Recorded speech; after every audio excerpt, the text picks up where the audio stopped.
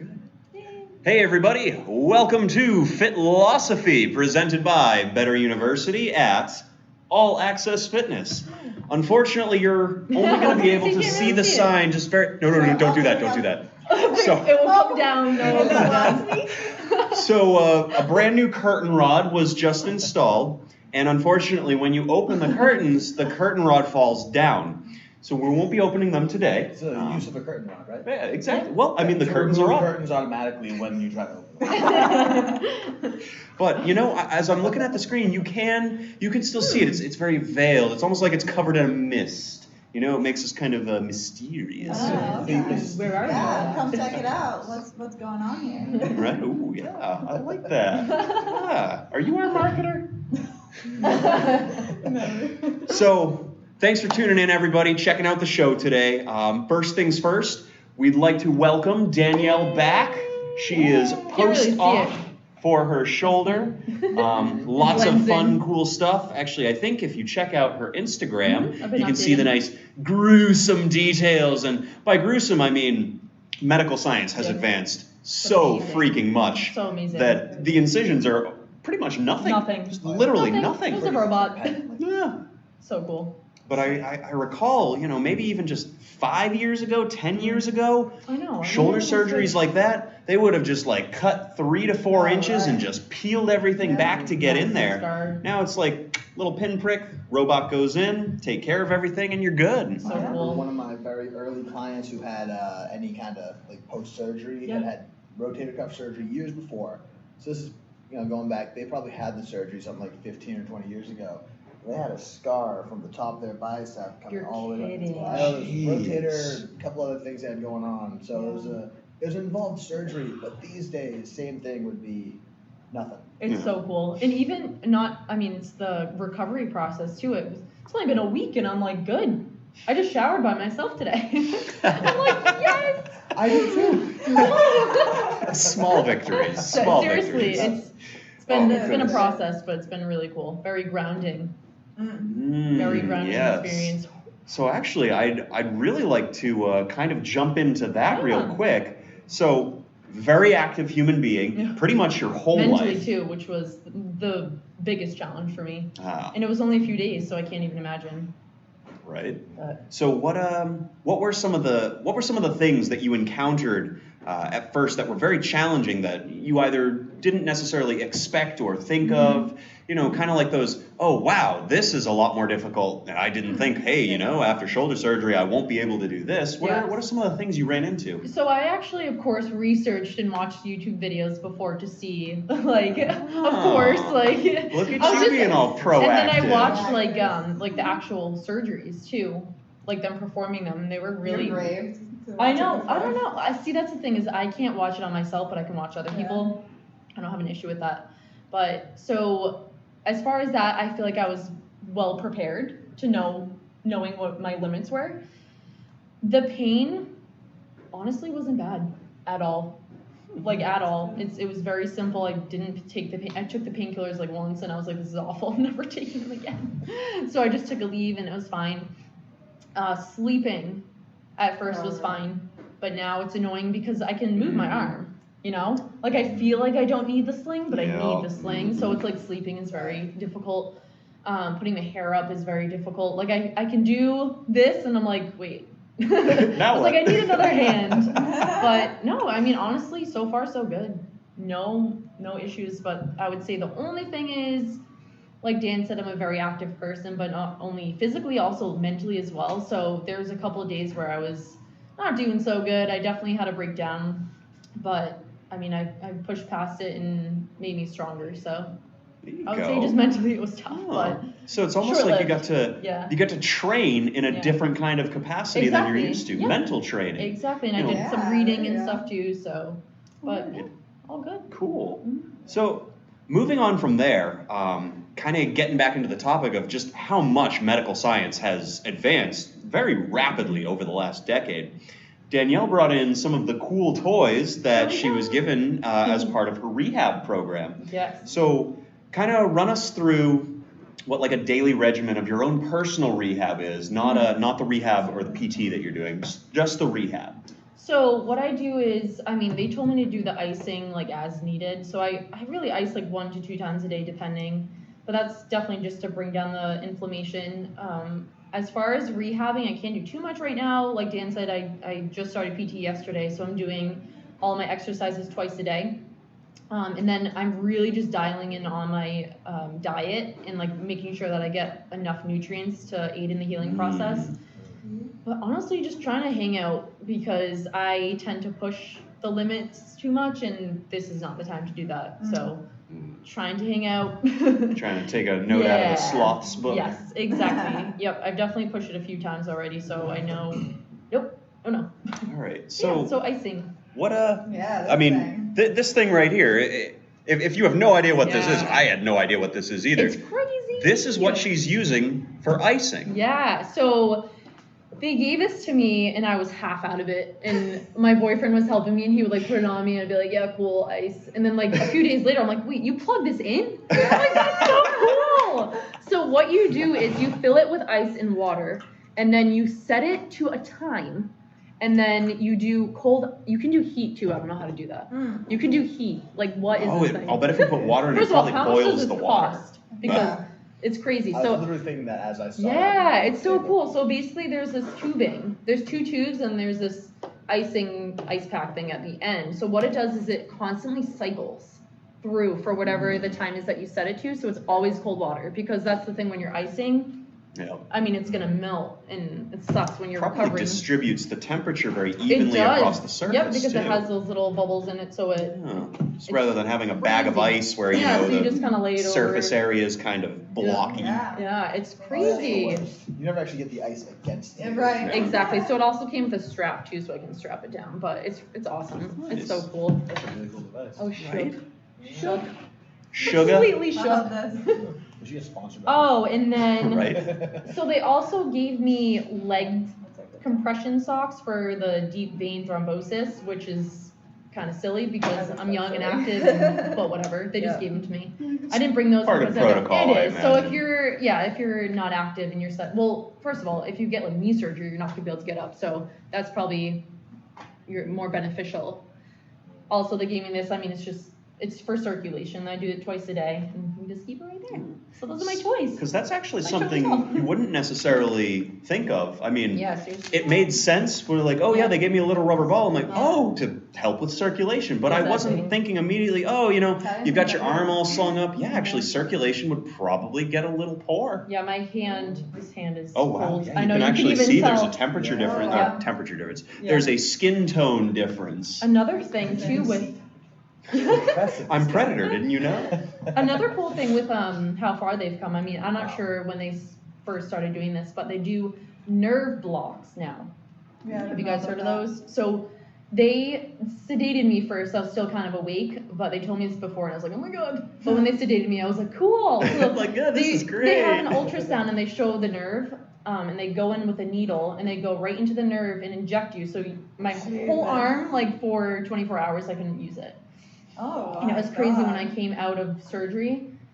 I couldn't feel my arm at all, and it was like freaky. And like they were moving my arm, I'm like, what the Oh heck? wow. So the nerve block is awesome. It's really cool. Yeah. Because I mean, you don't feel pain for a while, and I'm sure that's when it's actually, I don't know, when it's most excruciating, but Well, I'm sure it's the the worst nerve when they're block is- actually like going Exactly, in and yeah. moving around under your it's skin. really Do you cool. think like there's a underlying reason for that? Like The maybe nerve like block? you like jerk or something like in Yeah. response to it or It something? could be. Yeah, I'm not- you know, I'm if you honestly completely not block sure. the nerve, Yeah. you wouldn't I- have any what's the word I'm looking for? Like Yeah. automatic. Automatic responses. Yeah, Yeah. Autonomic. And- Yeah. Yeah. Yes, there it is. I was like, I knew it was something auto. Gotcha. But yeah, so that too, That's and really then, cool. I mean, I don't know if you guys know, but what they do for surgery now for like the joints is it's arthroscopic, so it's 3 little prongs that goes in with the camera, and then they go in with like the utensils. So it's basically like little robot arms, and my Yeah. incisions, I have 2 incisions that's maybe like half an inch, and then one that's an inch, and that's it. And one of them's like Awesome. for that camera. Yeah, They one's for the put it- camera, One's for yeah. the camera, the other's for the Yeah. tools. I Yeah. watched a GI surgery and they do I think before and then the camera. It's so cool, yeah. It's really cool. Yeah, and then I asked them to send me my pictures too, of course. That's what I say. I Like, didn't send them yet, but. did they send you home with a video of the surgery so you could be your own discovery No, special? but I asked. They haven't sent it yet, but it's like people don't usually ask for this. I'm like, it's cool though, you know. Right. If you want like Yeah. an action montage Yeah. interior, can you get more cameras put in? I know, right? All different angles. Yeah. Maybe a couple explosions. Yeah. Yeah. That's so Yeah. I funny. mean, what's that director's name? Michael Bay. Michael Yeah. Bay, blah, blah, blah, Exactly. blah, blah. Maybe throw in some CGI too, you know, like Star Wars, Yeah, get some yeah, extra yeah. little monsters I know, running imagine. around in the background. I also want to see if they actually Let's repaired take it. that mess together. Right? You know what I mean? Like, did you actually repair my shoulder? I'm just kidding. There we go. It's proof. Yeah. All right. So far, so good. So, as much as I'd love to keep talking about this because it is an amazing It's cool. and wonderful and great topic to discuss because there's just so many things you could go So off much. on. Yeah. Today's show actually is Posture 2.0. So for those of you who watch live and have been with us for a bit, you probably remember a few episodes ago, we did kind of an introductory episode on posture, discussing, you know, that there is no such thing as bad posture. There's just postures and positions that your body isn't necessarily prepared for, which is what tends to lead to injury. And as well, there's also postures that we spend too much time in, which over time can cause imbalances, inefficiencies, overactive, underactive, and the all too common cross syndrome. So today, Dun, dun, dun. we're going to dive. Thank you. I love the dramatic music. It's needed. We're going to dive a little bit deeper into the topic of postures. So what we want to do first is I want to address what the most common postures are for the modern human being. And modern human being, modern American, because, you know, there are people who still live in, you know, very tribal type settings, and I'm sure they don't have to deal with a lot of posture issues because, well, they don't sit as much as we do. And interestingly, look at a lot of those different cultures, their posture's very, very different. They're really quite a bit though too. So you could argue they do deal with posture issues, but I would say very different ones. For instance, if you look at different tribes in Indonesia or Africa, India, places like that, a lot of times the women will have one shoulder either high or low, but then the other tribes will carry them on their head. And Cool. it's the same issue. Impact So issues with the neck. That would be cool to like precisely. research. Yeah, so You you see a know? lot of them they've developed ways to do all these things that don't have that negative impact, but some of them have gotten so used to it that it's become almost a part of their, you know, their life, their Yeah. body, like, you know, like Yeah, so. that's cool. So you actually just Okay. reminded me of something very interesting that I don't even remember where I was or when I was when I learned about this, but have you ever seen or heard of the I could be completely shooting myself in the foot here, but the African tribe in which they use the neck rings? Yeah. Neck stretching? Yes. I think Amazonians, Oh. maybe. That's crazy. It was a Ripley's Believe It or Not. Yes, Now that I've I seen remember, that. that Yeah, was yeah, the yeah. episode. The So, rings. so one of the things are like, you know, is it actually stretching and elongating the neck? You know, what's actually going on? Yeah. So this woman came onto the show, and you know, for the purpose of this show, they removed the rings to kind of see like what would happen. My So one of the God. things that, you know, they were Like, what? potentially freaking out about was like, well, if the neck actually has stretched out and the muscles aren't active anymore, like, is her head just gonna fall forward Yeah, I and, you know, know. neck gonna break Oh my and God, snap? Oh my God. So they removed the rings, and she was fine. Now that being said, they did almost immediately put them back on because the one thing she did comment on was that the skin being exposed to the air was excruciating, Oh, wow. Wow, that's interesting. That's I would crazy. never assume that. right? Me neither. So what they then did was they explained why, you know, there wasn't an issue with what happened. And it has to do a lot with postural anomalies and things that happen when you're put into positions for long periods of time. Because this is a very gradual process that starts when they're young, That's true, yeah. what ends up happening is the shoulder blades actually start to retract deeper into the middle of the back, Wow. and the collarbones start to get pulled up in towards the neck. So it completely changes their bone structure and their posture. Wow. Wow. There's also another Amazing. group, I don't know where they are, but they're able to dive deep in the water for, I think it's like Is it something crazy like Like you this? know like 20? It's Is it like 20 2 minutes or hours. something? No, like it's like 2 2 hours. What? Yeah. So like they've It's like, adapted yeah. throughout the years, and they did. Oh, no, I'm sorry. Maybe it was like 20 minutes. I'm sorry. Yeah. Yeah. I was I like, think 2 hours might be No, a little it's bit. That's like, so they're like long. 20 minutes or something. No, you know, it's something absurd. I mean, 20 minutes is not absurd. We'll have to look it up. But But, I was looking yeah. at that recently too. Sorry. No, Yeah. so they did a research study on how, Yeah. like through the ages, how people were born from that tribe didn't have to like adapt to it. They were born into it, so they could do it. Their bodies could just do it. So it was like So genetically like passed over. So there's a really good argument for nurture versus nature. Yeah. Well, it'd I almost know. be art. So I've had that for a little while. As honestly, this is I'm sure that if people decide to comment here, they're gonna comment against me. But the theory of evolution as it stands, there are some things I'm like, yeah, but look at how perfectly that fits. You know, like there has to be a little guiding force there, Yeah. which if you like by the theory of evolution, it would take so long Exactly. for so many different random natural mutations of DNA Mhm. to have every one of those tribes members end up breeding to only have people with higher lung capacity. Yeah, right. It wouldn't happen naturally, not in that amount of time, not in our Yeah, it would take Yeah. much human longer. lifetime. But they're just born into it and they can. But What? So but let's hold on. Wild. Now we got to dive We're into this going a off little the bit topic, deeper. whatever. So let's take that tangent for a second and let's say so. It would, from what we understand of science, take a long time for genetic mutations to occur. But what if it wasn't so much a genetic mutation as it was just changing the actual physiology of Yeah. the body? So you start sending different genetically coded information because you've changed it within yourself. are you saying from the mother to the Yeah, Yes. it has to be. And that's What what I was else? kind of thinking But too then is Yeah. what if that mother has been able to run off less oxygen, she's breathing less, which means her fetus is getting less oxygen Yeah. than the average would, so that Hmm. fetus may Conditions. develop So it's with just the translating ability. over. So but again, people are gonna come on here and be like, that's not how Well, science works. and so Darwin. I'm thinking about that though. Like I'm thinking of like the chemical stuff, cause like DNA, RNA. no, like the oxygen and Okay. like all of that stuff in the breathing, and Mhm. they could be born with a different like I don't know pressure in your body or like certain like whatever like different I don't know. Well, think about it from the perspective of higher altitudes versus lower Yeah. altitudes. Yeah. Like, Sure. you know, if you typically spend most of your time in a lower altitude, you go to a higher altitude, you're going to get sick and feel lightheaded and dizzy. But if Yeah. you live up there, spend your time up there, your body adapts. Yeah. So especially during lifetime makes sense. It's so Yeah, wild. but that you're born 'cause into I remember it, seeing that's- that I was like, how can they? Yeah, how can they do that? It's cool. I'll bet it's easier for the children to develop that skill too because they're Definitely. exposed to it at such a young age. Oh, absolutely. I mean, but then again, if it's a tribe and they've been doing it forever, I mean, Yeah. it's probably kind of a moot point, right? Yeah. I was actually just talking to a friend of mine who they had kids recently, just had their second, and at a very early age they were getting their kids started with yoga, and as a young, I want to say it was like less than a year old they were starting with this stuff, and they were doing sign language at the same time. So the development in different ways, again, like as a child, it happens so rapidly and so differently. Brain's like elastic at that Yeah, age. it's really cool.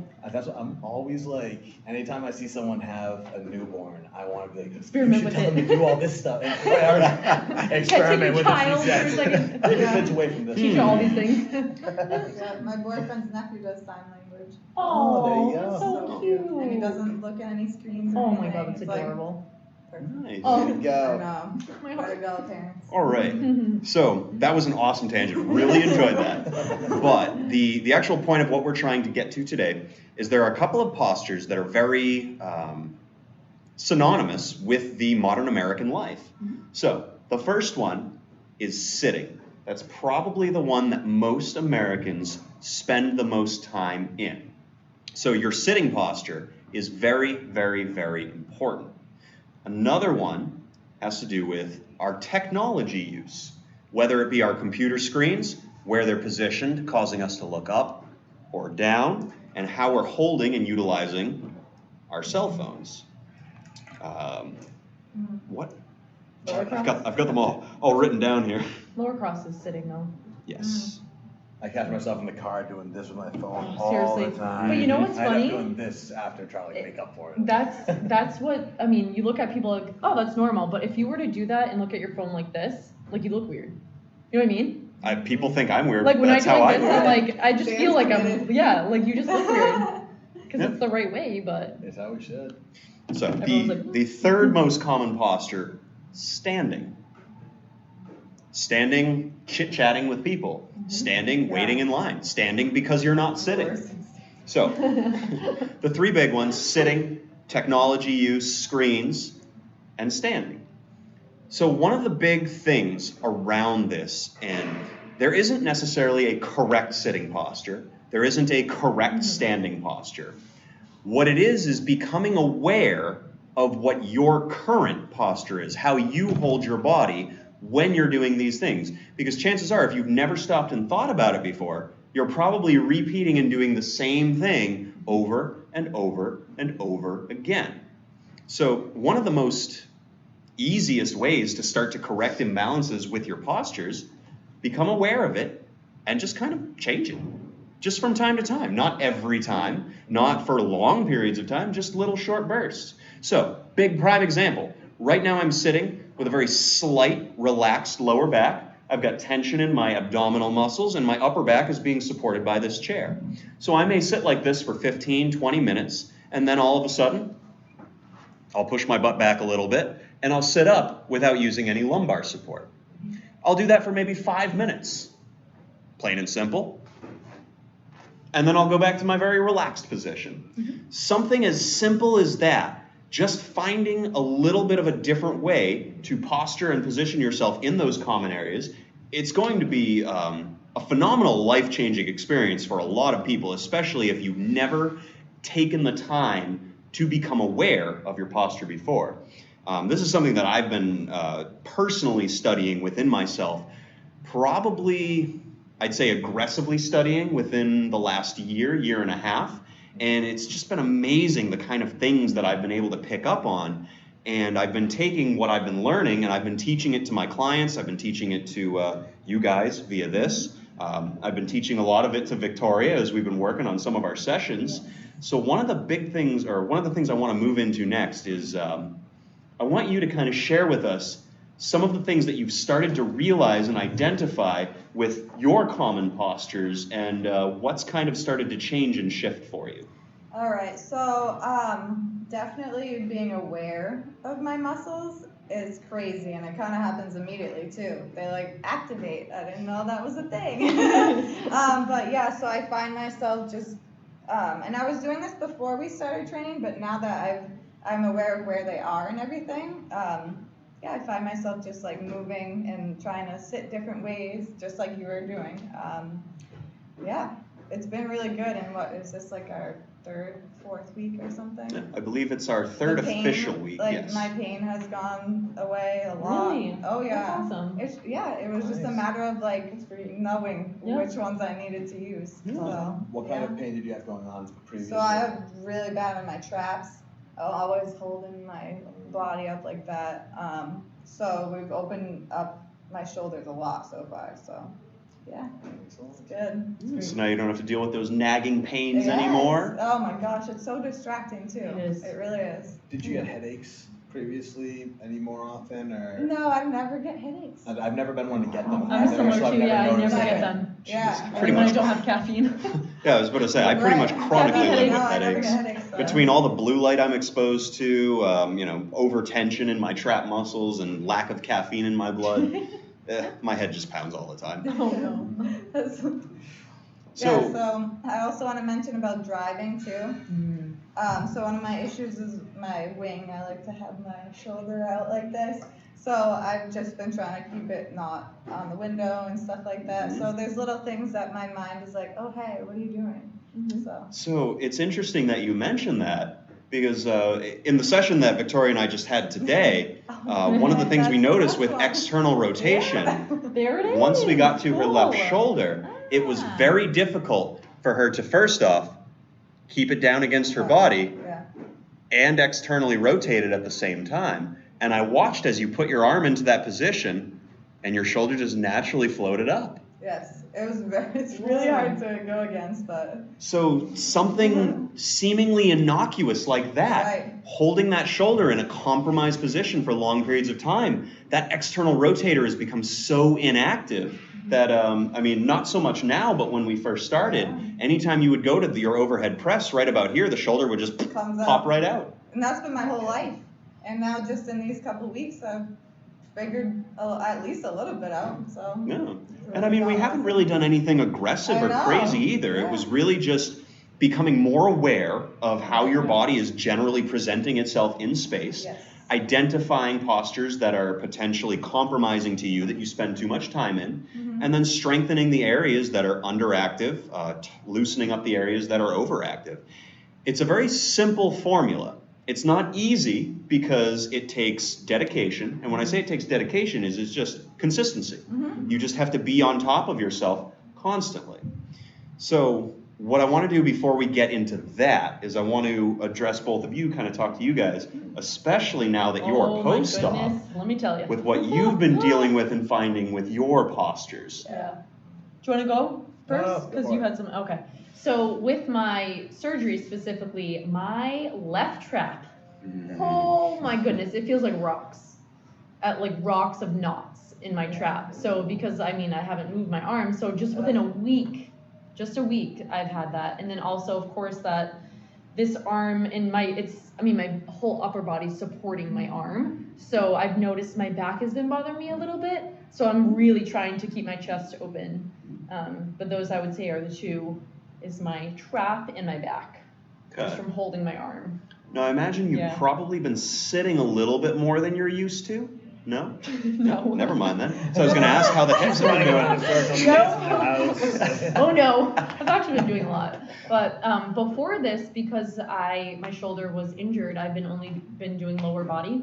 So actually my glute has been bothering me because I've been hammering lower body. And then also I realized that when I sit, I kind of go like this with my, I don't know, yeah, you can see my feet. I kind of go like this with my feet a lot, and I've been really aware of that too, because I've been kind of getting some pain in my feet. And then also at work, when I'm sitting, I cross my legs, and I've noticed some things with that as well. You only cross it one direction typically? I mainly cross it to my right, so I've really been trying not to cross my legs. Or cross it the other way. Yeah, but just feet down, that's what I've been trying to do. So I'm really glad you brought that up for sitting posture, because that is something I'm going to address. When I'm on the toilet, always. Even if you're at a desk and you cross your leg over, depending on, for myself, I know if I go to cross my legs, my thighs tend to stay apart. My foot will end up bent up this way, against my desk or something, or sitting in a chair, bent up. So I'm in a full, my foot's I'm like, by the end of it, especially my leg will fall asleep eventually. Yeah, so exactly, and that's when you switch. I've got this weird mangled foot looking at me that I can't feel. I feel like you post-surgery. I'm like, oh God. I throw it to the other side of the couch and pretend I don't have it. Have you ever sat on your hand before? Have you woke up and then you thought it was someone else's arm? Oh my God. Oh my God, yes. I did that for a while and I was like, you fall asleep with your arm crossed under you, cutting off all the circulation, or up behind your head. Yes. And you're like, It's so weird. yeah, but no, but you wake up and then you feel it, but it feels like someone else's arm. Yeah. That's That's why I happened don't to me a sleep few with a gun times. near the bed. Exactly. Into there. Oh God. So, kind of moving on to you, I'm curious, what things you've noticed throughout your lifetime involving posture, or maybe even things that you've just recently started to realize based on some of the stuff we've been talking about. So great. I love this topic, and awesome shares already with your stuff. So for myself, one of my big things all the way going back into middle school, high school, I'm a bag person. I've got a thing about I want to have my stuff with me in case I need it. Yeah. So Dan sees me come in here every day Oh, for yeah. work. Looks like he's moving in every day. Through the door, not because I'm not. Here's my bags. And one of the things that I have a tendency to do is I'll put my shoulder bags on my right shoulder, and then if I have to carry something, I'll carry it over. But frankly, if I don't need to, everything's on my right. I'm a righty, and I can put quite a bit of weight over here, and I'll just walk and then use my left hand to do whatever I need to do. Yeah. And my right shoulder, absolutely, was just talking to yeah, Dan. we just fixed a little impingement for I you. was fixing some impingement for me Yeah. a couple days ago. Having to do that again tomorrow after I carry some more bags. And no, that's a big one for me. And it's so funny, and I love what your kind of responses here have been, is that when you have something that you notice, that you make that, you just identify that in yourself, and then just work against it a little. Try to make conscious effort. Yeah, so I'll start trying to carry things with my left more often, and then I'll make sure to be trying to do some exercise. That's what I was going to touch on actually, was as we were starting off, some of the exercises that you're doing to try to correct some of that. Yes, that's I think would be important. huge. Like what type of things are you doing for the rotation there? Just kind of like so myself, a lot of rotator cuff work, trying to work on scapular Depression. Yep, scapular depression, and just keeping everything working as a unit, because otherwise I definitely start to isolate that out and it doesn't lead anywhere good. Nice. I'm glad you brought that up because, ladies, if you're watching, what is one accessory item that you tend to always have with you? Well, before it was stolen. No, I actually don't have a purse anymore, but a purse or a bag. Yeah. So it's funny, before I really started to understand this topic as I understand it now, I used to recommend to all my female clients to change the shoulder every other day. Yeah. Said, if you normally carry it on your right, tomorrow carry it on your left. Then go back to your right. Next day, carry it on your left. And just remember that today is a left shoulder day. Today is a right shoulder day. And sure enough, one of the first things that I started to notice, and they started to notice, is some of the very simple little imbalances that they had started to even themselves out. Cool. New moms, if you're always picking your kid up on one side of your body, it is going to absolutely start to cause an imbalance. So that's right, you take that baby, treat it like a weight, shift it to the other side. Oh no, I don't like to carry the baby on this side, it's too heavy. We'll carry it more on that side, just like resistance training. Exactly. Expose yourself to the stimuli and you'll get stronger. Drive a car from Britain every once in a while, so you can hang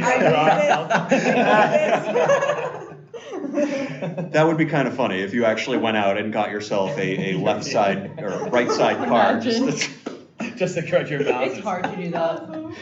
Or like one of those driver's ed cars that has the steering wheel on the other side, so you just get it into the passenger side. There we go. Oh my god. Though, honestly, that actually is something that I try to do, though, is I have the tendency, as you were saying, to have one arm out. Do the lean back. It's nice out now, it's summertime. Yeah. But then I start to notice same thing. Like I said, this shoulder, I'm wearing my bags on. This shoulder's up in the window. There you go. I'm tilting. I'm like leaning Tower of Pisa if I let it go that direction. So. Yeah. So what I want to get into next is, since sitting is one of those really, really common ones that we do so much, I kind of want to go from the ankle up and just kind of discuss the various different things that we ourselves do, things we've noticed or things that we know, friends, family, or clients do. And hopefully you all at home watching this, maybe something will click for you. Maybe something will be like, oh my gosh, I do that. Or maybe you'll stop and say, how do I sit? And then you'll start being just a little bit more conscious and aware of it. Because again, I really, really, really want to drive that point home. Being aware of it is the single best thing you can do. And that doesn't mean all the time, because quite frankly, that would be very mentally exhausting to be always consciously aware of your posture. But just being aware of it for short bursts throughout the day can make a huge amount of difference. So before we get into the assessment, what I want to give to all of you is a piece of advice that I give to my clients, because this is something that I did myself to help me get into more of a habit of figuring this out. I set an alarm on my phone, a vibrating alarm, mind you, so that way it didn't annoy other people, to go off every hour. And when my phone vibrated, it reminded me to do nothing more than, how's my posture at this moment? So no matter what I was doing, when that buzzed, I would stop, take a moment to assess what was going on, and figure out, oh, hey, my trap's kind of sore right now. I didn't really notice it because I was in autopilot mode, but oh, wow, I'm like really holding my shoulder up, or, I've been sitting like this for a while. Oh, wow, okay. So something simple like that, just having that tactile cue, that physical cue to start to prompt me to think about it, well, soon, I probably only needed that alarm for 3 days. Yeah. After that, my body almost started to just kick into that, be like, And now, every once in a while when I'm doing stuff, I'll just kind of check my posture. And I don't even think about checking my posture anymore. I do that on autopilot. Mm-hmm. Crazy, right? Creating a I like habit. that. So, again, driving that point home, become aware, find a system that's going to help you become aware, and then just act on that. So with sitting, I'm really glad Danielle brought up the whole ankle positioning thing, because that is a big one. And I was a huge offender of that. And I was always trying to figure out why my calf muscles and my bottom of my foot would spasm. And it would be one of those things, well, hey, I've got plenty of potassium, I've got plenty of salt, I'm well hydrated, I just rolled the crap out of my ankles and my calves, why is it still spasming? When I'd sit at my computer desk chair, it's one of those rolling chairs, so it's got the arms that come out, I would pull my feet back and push the bottoms of my feet into the arms of it. And over time, it was creating that issue for me because my toes are flexed, my foot is flexed, my calves are flexed. Yep. All right, I'm gonna ask a question. Does anybody else do this too? Yup. Yes, that. Wrap your feet outside, inside the Yeah, it kind of feels comfortable. It's like the I compression literally, comfort thing, you know? Wind my Oh, yeah, feet you around go like this. that. Oh wow, so you're like doing an eagle What pose all the is this? time. I'm like, oh my god, people are gonna see me. That's why I get out of it. I'm like, what? Like that same- Unwind. Let me just unwrap That's here. how I stand too with my feet crossed.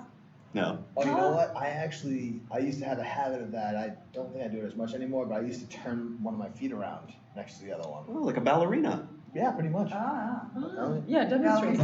I just realized I haven't done this in a while, but yeah, if I was like leaning against something, I would You'd just be kind of hanging Wow. Wait, out. that's how you would stand. Okay. yeah, because it kind of like it stretched like my hip flexor a little bit, and so I think it was just like a stretching kind of thing. So Oh I my got like God. tension. Same thing with when I like do that with the legs of the I chair. don't even know if I could do that. Yeah. I don't think I could. That actually takes a lot of rotational Yeah, capacity. wow. Don't try that if you That's don't. impressive. No. We have half the I will audience. tell you, I know. I trained a ballerina once upon a time, Ooh. and she taught me a whole bunch of that cool stuff. And I remember for a long time I actually practiced it, and I got pretty good at holding that position for a bit. But my God, the amount of time it took to just train my internal and external rotation was ridiculous. That's craziness. Which is one of the reasons why ballerinas tend to have so many foot, knee, hip issues, is because they are constantly, for performance purposes, in very extreme ranges of motion. That's also why you have to be incredibly athletic to be a ballerina. So, if anybody ever tells you like that style of dance ain't nothing, no. Ballerinas are some of the hardest working people as far as fitness is concerned. So, moving up from the ankles, what I want to talk about next is the knee and the hips as far as internal and external rotation goes. So one thing that I noticed a while back with my driving, my glute, my piriformis, started to kind of ache, and my hip flexor, I'm sorry, not my hip flexor, my adductor seemed like it was very underactive, and I couldn't figure out why. It had, I noticed this in everyday life, but I identified it as my driving posture that was causing it. So, typical sitting posture, right foot extended onto the brake pedal, gas pedal, and this is how my foot would sit on the gas. Yep. Constantly in external rotation. Like even right now, this feels very comfortable. Like obnoxiously Pay comfortable. attention to that. Familiar posture. Yeah. So what I started doing is when I was on the gas, I would actively kind of just gently push my heel into the ground, get a little bit of hamstring glute activation, and let my hip flexor and my adductor kind of relax a little bit, and make sure I was pushing with the foot, not my toe. Oh, Right. that's So, hard. I always. Oh, you do calf. I It's toe actually it. careful because when you go to brake with Wait, that, do I? you're going to slam your brakes if you try. Don't do it while you have a coffee in the car. Yeah, I Oh try. yeah, I'm trying to you'll do that definitely lately, you'll too. Oh, I'll toe try it. normally, but when you go to do this, Cool. you're like like you have to check it a few times. Like people who drive like this. It's so funny, dude. I've done the exact Oh my same God. thing. I've noticed Well, the same that's thing, and so I like- started doing that exact As soon as I started doing that, like 3 days, I kid you not, my piriformis felt better, my adductor felt better, and now I don't have to think about it quite as much anymore. It's more of a natural position. Cool. But the funny thing is I still have to kind of remind myself to check it because again, I've done this for so long, so many years, it is very comfortable. So it's just naturally where it kind of sits. There you go. So, we've got the internal, external rotation. I'm curious, have any of you guys noticed anything as far as your hips or your knees are concerned, sitting with internal, external rotation? I definitely, so I used to have a big issue with kind of going up onto my hip actually while I was driving as well. Yeah. So if my foot was straight, I would go Yeah. here. Mm-hmm. Or if I was just kind of like sitting, I'd kind of do this, so I'd be on my side here. But the other one was what you were just saying about rotating the foot out. And I started getting a lot of pain through the inside of my knee here from having it, and literally laying my foot flat on the side that way almost. When I was doing gap, I was bad. Wow. And that's again, you saw my Yeah. motion there. So for it to hurt me, it had to be really far out. But I've had some sciatic issues, specifically my right side. So that and- piriformis is Wait, probably why is it just always the right constantly side? cranked. Yep. What? What? Oh. I kid you not, I stopped. I never put my wallet in my back pocket anymore. I never traveled for long distances with it. Sure. Always in the front pocket now. Sure. So I'm dealing with piriformis issues right now.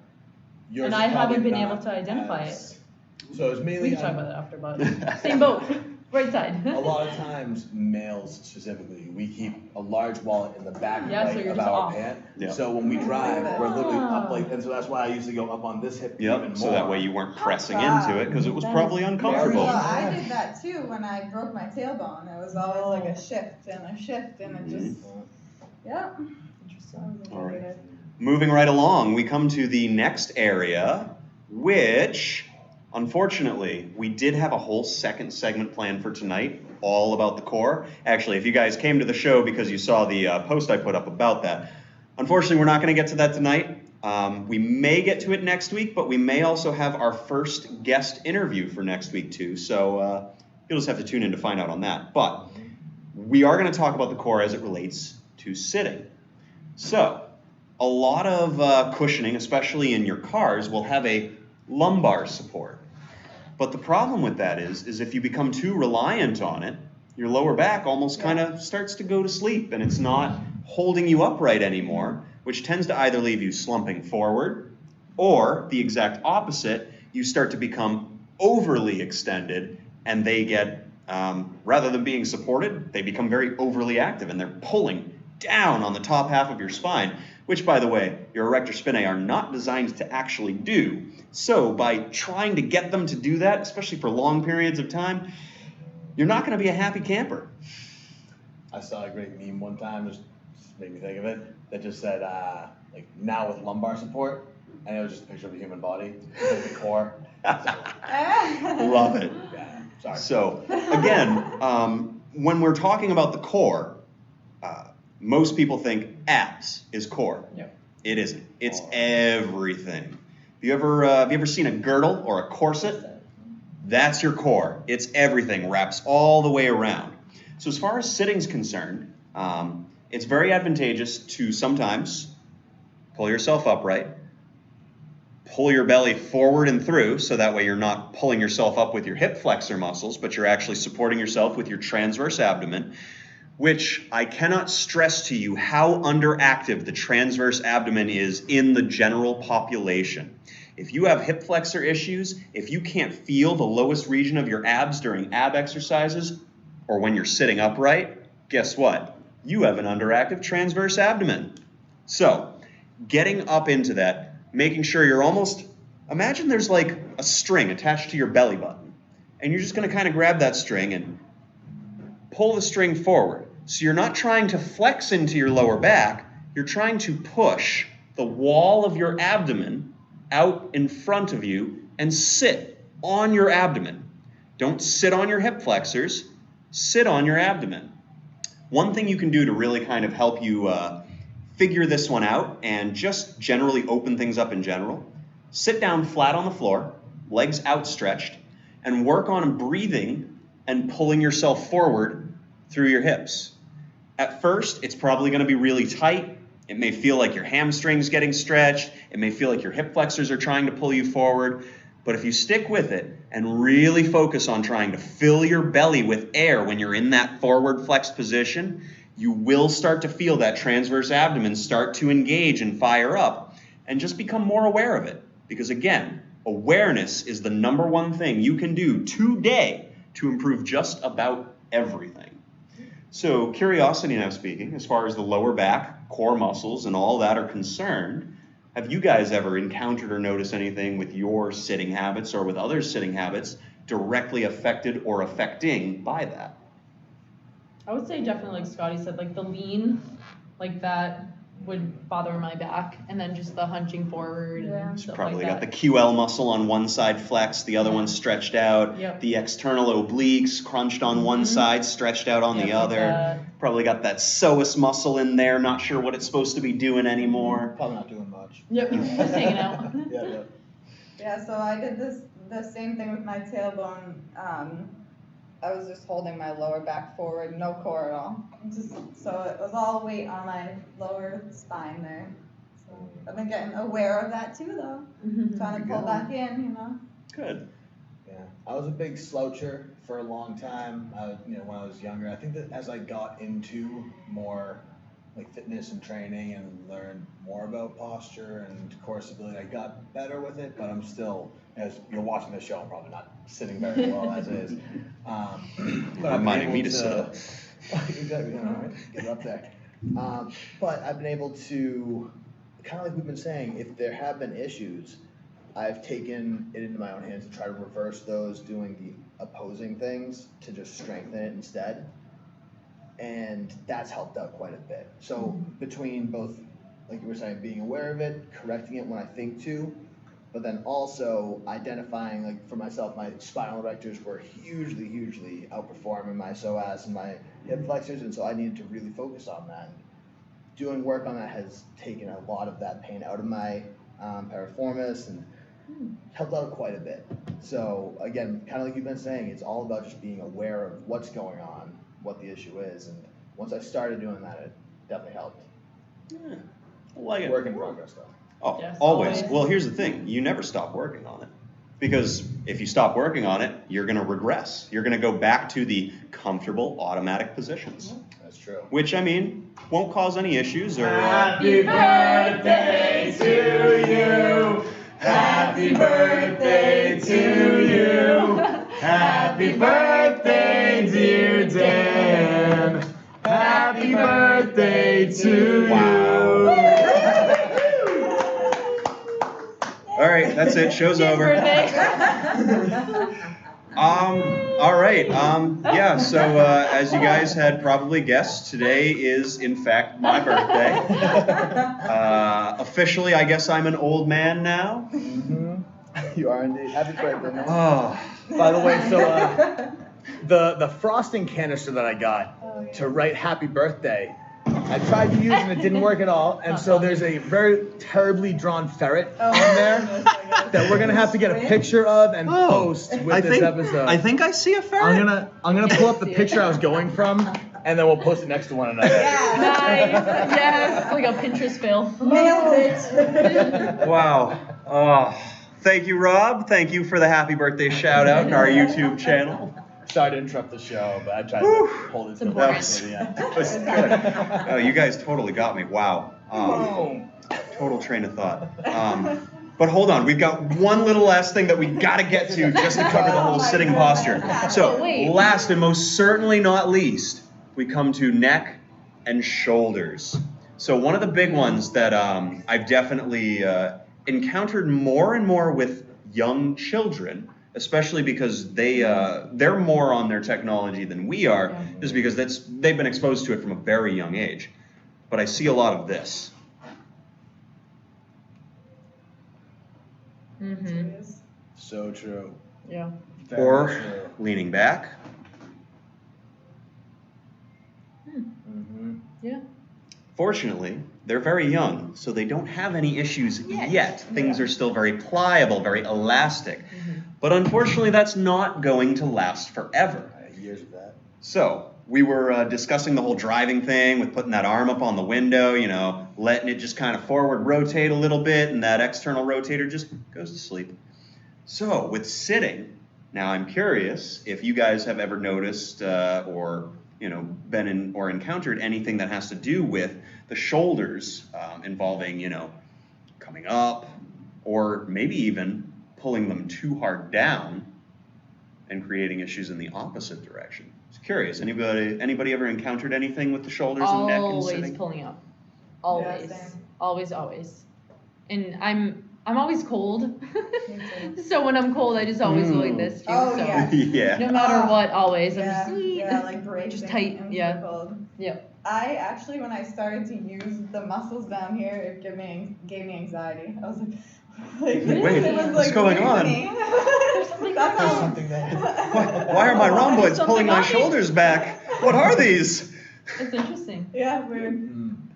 Like minimal, but Yeah. it was there.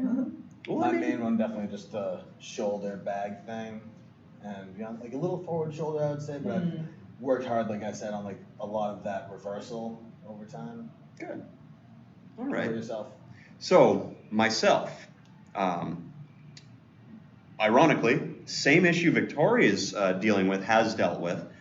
My left external I know rotator, that. very weak because I always used to love cruising like this. So ironically, overactive trap from holding my shoulder up on that steering wheel. And then of course, leaning away from the wallet and the external rotation at the geez. leg. So it's just Mess. everything. Look at that, right?